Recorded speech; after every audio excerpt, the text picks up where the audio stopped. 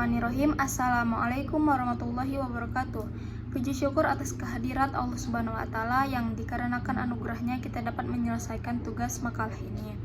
Shalawat serta salam kita junjungkan kepada Nabi besar Muhammad SAW yang mana telah memberikan kita atau mengajak kita kepada jalan yang benar dan mengajarkan kita ajaran agama Islam dengan baik dan benar. Baiklah, di sini saya Dinda Kirana dan Izmi Fauzia dari kelompok 9 akan menjelaskan atau membacakan sedikit tafsiran dari makalah ini yang berjudul Pentingnya Disiplin. Quran Surah An-Nisa 59 sampai 103. Tujuan dari materi ini adalah mengetahui bagaimana pentingnya disiplin dan sedikit tafsiran yang bersangkut paut dengan pentingnya disiplin, yaitu Quran Surah An-Nisa ayat 59 yang berbunyi, Ya ayyuhalladzina amanu atiullaha wa atiur rasul ulil amri minkum fa in tanazza'tum fi syai'in farduhu ilallah war rasul in kuntum tu'minu billahi wal yaumil akhir dzalika khairu wa ahsanu ta'wilan, yang artinya, hai orang-orang beriman, taatilah Allah dan taatilah Rasulnya dan ulil amri di antara kamu. Kemudian jika kamu berkaitan pendapat tentang sesuatu, maka kembalikanlah ia kepada Allah atau Al-Quran dan Rasul. Jika kamu benar-benar beriman kepada Allah dan hari kemudian, yang demikian itu lebih utama bagimu dan lebih baik akibatnya.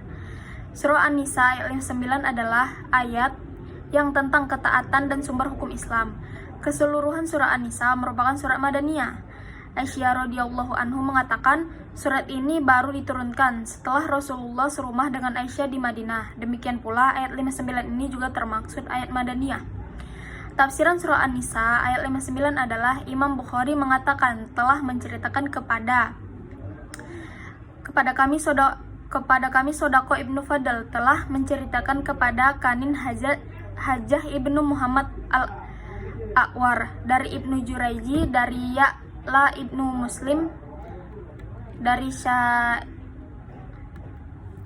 Said ibnu Jubair dari Ibnu Abbas sehubungan dengan firman Allah, taatilah Allah dan taatilah Rasulnya dan ulil amri di antara kalian. An-Nisa ayat 59. Ibnu Abbas mengatakan bahwa ayat ini diturunkan berkenan dengan Abdullah ibnu Huzafah ibnu Qais ibnu Addi ketika ia diutus oleh Rasulullah untuk memimpin suatu pasukan khusus. Hal yang sama diketengahkan oleh jamaah lainnya kecuali Imam Ibnu Majah melalui Ibnu Hadis Hajjah ibnu Muhammad al-A'war.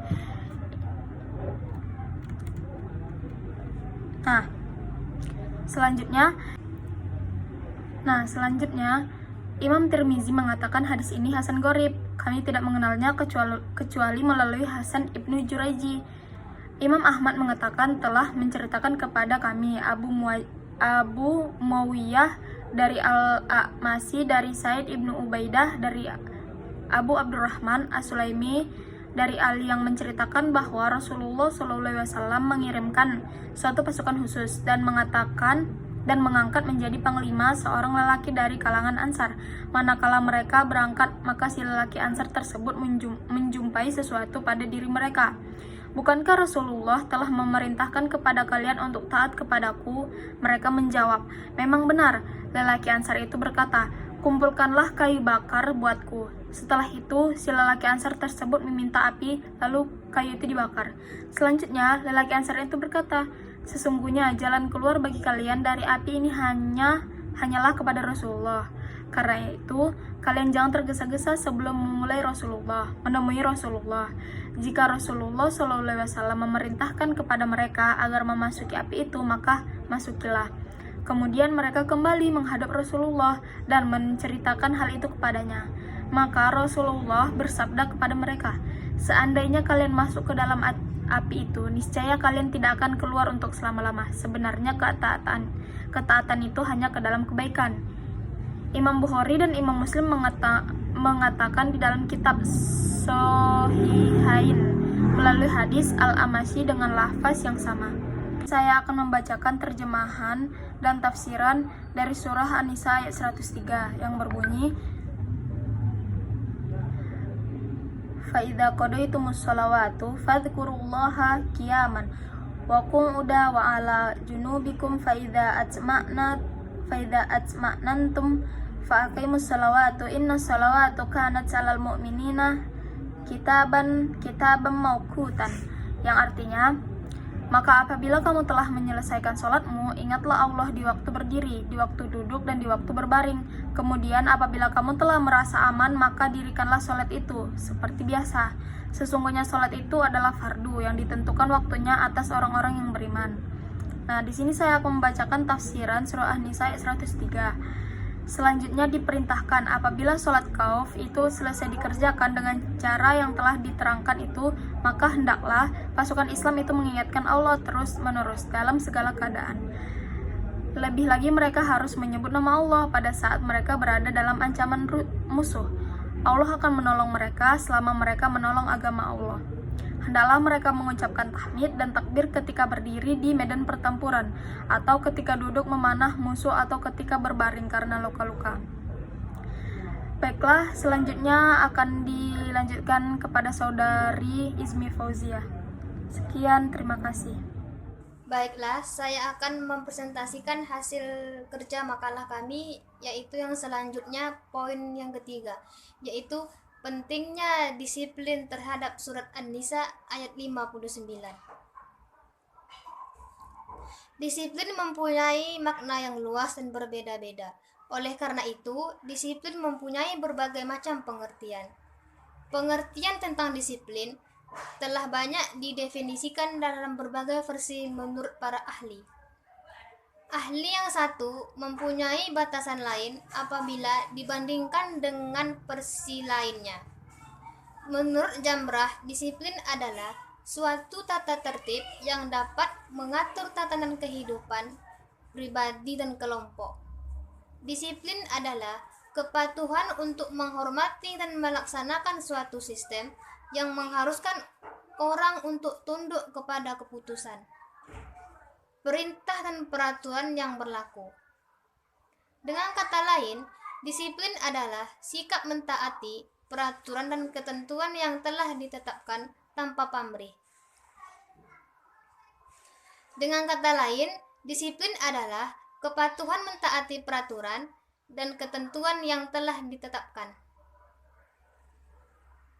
Dalam ajaran Islam, banyak ayat Al-Quran dan hadis yang menceritakan disiplin dalam arti ketaatan dan peraturan yang telah ditetapkan.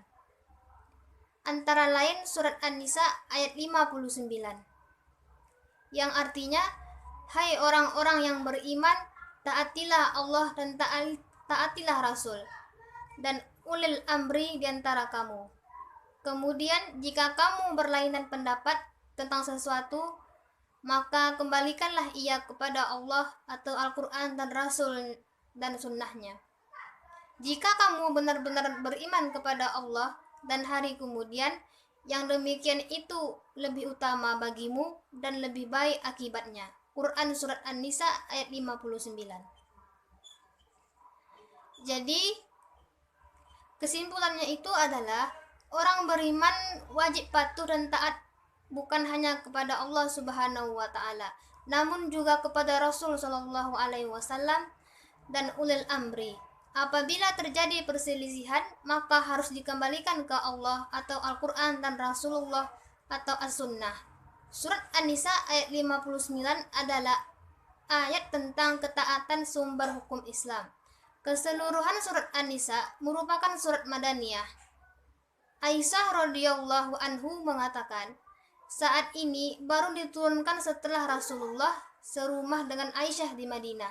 Demikian pula ayat 59 ini juga termasuk ayat Madaniyah. Baik, cukup sekian hasil dari presentasi kami hari ini. Mohon maaf bila ada kata-kata yang salah. Wabillahi taufiq wal hidayah. Wassalamualaikum warahmatullahi wabarakatuh.